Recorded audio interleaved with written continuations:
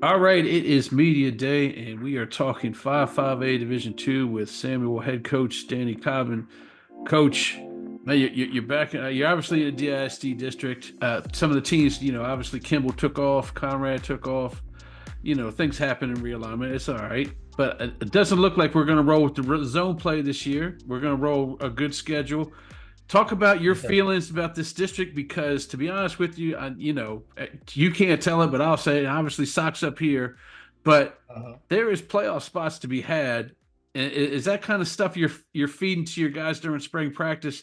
There is spots to be had, and we can fight for one of those spots. Yes, sir.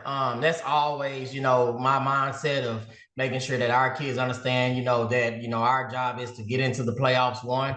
And we'll worry about, South Oak Cliff once we, meet with them, and they do a great job over there and making sure, they're ready for the playoffs and, the next level. But, I can only worry about, what we have to face over here. And that's our main thing is focusing on one game at a time over here. And them understanding that everyone's gonna suit up the same way, but our job is to grab one of those playoff spots right now.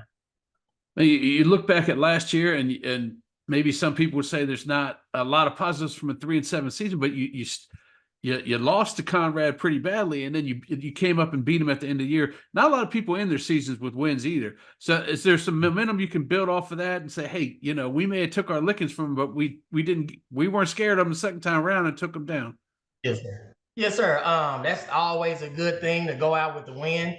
I know they played. We had a lot of young kids playing, and to start off the season, with I believe it was 11 freshmen on varsity last year, and so they understood, and started to get that momentum back, and understood, what it means to play as a team. When you talk about your team for the 2024 season, obviously you're going to look at them during the summer. I'm assuming you're doing spring ball here, right? Or no? No, we won't do spring ball. We'll do some install things like that.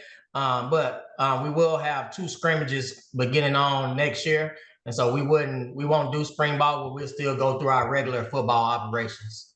I got you. So you still have a young team, or maybe because so many freshmen worked in there last year that you feel like you got a little bit more experience. What are we looking at experience wise with the Spartans? We'll have an experienced quarterback coming back with Tristan Barnett. He will be our senior for the leader of the team. We'll also have an explosive receiver positions with Ontarius Lovings. He will be a junior. And then we'll also have a sensational freshman that he'll be a sophomore next year. But Isaiah Perry will also be one of those kids that we can look forward to. A lot of times, I talk to some of the people in the off season, and the first thing they say is, "Man, I'm just worried about the trenches. I gotta make sure my quarterback has more than 3-4 seconds to get this ball, get our offense Yes, sir. rolling." How are we looking in the trenches? Do we have? Are we still looking for bodies in there? Talk to me. Oh no, I think our old line right now, they're gelling together. Real young still. We have a tackle of Michael Avilio, as well as on the defensive side, we have a defensive end that's going to be, getting after it is Dedrick Taylor.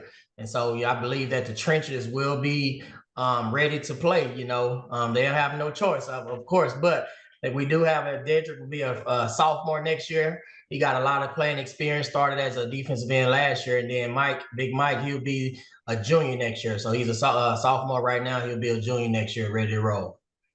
When you get to your practice in the summer, late summer here, talk to me about what part of the field you're going to have an eye on, looking for somebody to kind of step up, maybe steal a spot, and kind of be a leader in a position that you weren't quite sure who would be a leader. I mean, every day, of course, the game is won in the trenches. So I want our O line to be those guys that stepping up, being in that leadership role, always speaking, being on time, practicing hard. Because we, believe it or not, those big boys depend on, the outcome of the game more than likely. So every day, those are the spots that I'm really focusing on. I believe we have a good skill set, but I want our alignment to be able to gel together and understand the importance of them being there during the summertime, working out together and just building that bond together. Excellent. You're going to have three non-district games. Have you scheduled those three, and what are you looking to get out of those games? I'm looking to go 3-0 first, but I also want to see what type of fight our kids have. What we're going to go into the district play with. We'll open up with Molina over there with Coach Bruno over there. So we'll play Molina in game 1. Then we have a chance to get back at Conrad again. That'll be our second game. And then we go down to Kemp and play Coach BJ Ryder down there in Kemp. And so those will be our first 3 non-district games. Excellent. And then we get right into district play. And with, like I said, with this district, there is spots to be had. I'm looking forward to seeing what you guys got, Coach. Man, I appreciate you joining with me today, man. And we'll see you when the season gets started. Yes, sir. I appreciate you having us on. I appreciate it. Thank you.